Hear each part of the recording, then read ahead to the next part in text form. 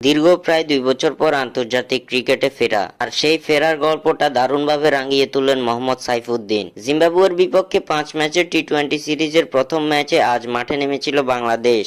চট্টগ্রামে জহুর আহমেদ চৌধুরী স্টেডিয়ামে এদিন সিরিজের যাত্রাটা জয় দিয়ে শুরু করে টাইগার বাহিনী। এদিন জিম্বাবুয়ের বিপক্ষে 8 উইকেটের বিশাল জয় পেয়েছে টাইগাররা। শুরুতে টসে জিতে বোলিংয়ের সিদ্ধান্ত নেয় বাংলাদেশ। এদিন বাংলাদেশের বোলারদের সামনে রীতিমতো নাস্তানাবুদ হয়েছে জিম্বাবুয়ের ব্যাটাররা। বল হাতে এদিন আলো ছড়িয়েছেন প্রায় 2 বছর পর বাংলাদেশ দলে ফেরা মোহাম্মদ সাইফুদ্দিন। এদিন নিজের জাত চিনিয়েছেন সাইফুদ্দিন, করেছেন দুর্দান্ত বোলিং। জাদুঘরী বোলিং এর মাধ্যমে নিজের ফেরাটা রাঙিয়ে তুললেন সাইফুদ্দিন। বল হাতে এদিন 3.75 ইকোনমি রেটে 4 ওভার বোলিং করে 3 উইকেট শিকার করেন মোহাম্মদ সাইফুদ্দিন। সাইফুদ্দিনের বোলিং তোপে এদিন মাত্র 124 রানে গুটিয়ে যায় জিম্বাবুয়ে।